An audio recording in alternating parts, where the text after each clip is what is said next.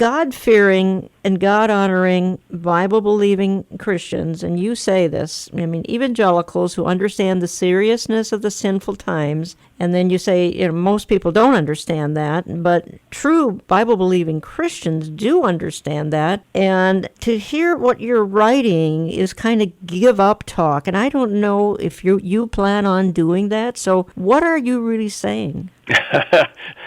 No, that's one thing I'll never give up, but I understand. I think what we're dealing with, Jan, and as you as well, is being somewhat pragmatic. When you look at the situation over the last 10 years, and especially the last 6.5 years that Obama's been in office, I watched very closely for the last 10 years the mainland Protestant church's position on the gay marriage or the homosexual marriage situation, and even before that, just the talk of that type of relationship. And at one time it was 80-20 opposed by a lot of the Protestant churches, and it was 70-30 opposed to any type of ordination, marriage, acceptance within their churches. Then it was 60-40, and then it accelerated dramatically after Barack Obama became president, and the day that he was being sworn in, the LGBT Agenda under civil rights was being posted on the White House website. A lot of that has been watered down, but it's still pretty significant if you went into whitehouse.gov today and read it.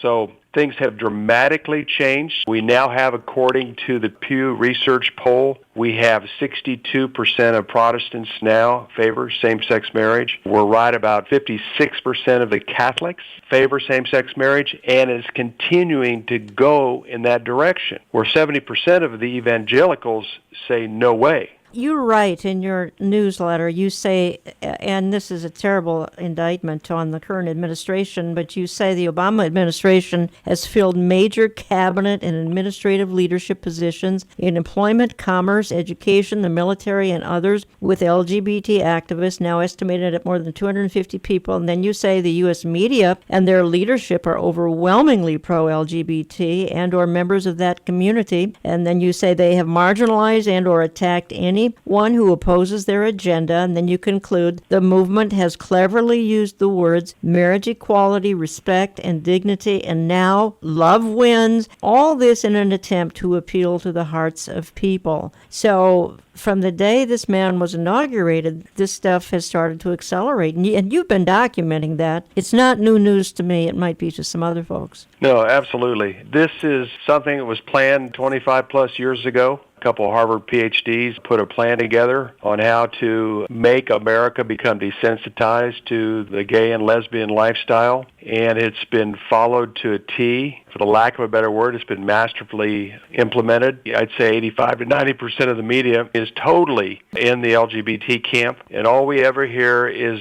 these kind of words that you just used, the positive, right, heartfelt love, emotion, all of that type of attachment, and it has been very effective. And anybody that comes against the LGBT agenda is maligned horrifically. It is a very significant frontal attack upon them personally. And then you also have a lot of the major corporations. That's right. That have become part of this. 80% of the Fortune 500 companies have come out very much in favor of LGBT and the whole agenda, but they have activists, as I mentioned, over 250 in key positions within the Obama administration, in high-level positions, if not even running cabinet positions, as well as just employment-related, education-related. They are all over. And they've also worked their way into key positions within corporations. They even run corporations, such as the fellow that runs Apple. You sit back and look at how this thing has been implemented and also how people have been desensitized, especially the X generation and the millennials, who are over 70% in favor of same-sex marriage, and that keeps growing. It's a force, Jan. That's the reality that we're dealing with. Let me just play. This is just a 30-second clip. This is a president of the United States basically saying to the world, you know what, sin is pretty cool. This was back on June 26th, 27th, right after the Supreme Court decision. I had a chance to do the Rose Garden celebration of the court decision around same-sex marriage. I did not have a chance to comment on how good the White House looked in rainbow colors.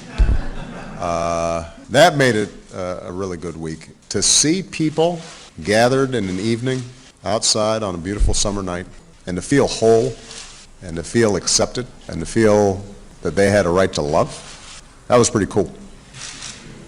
That was a good thing.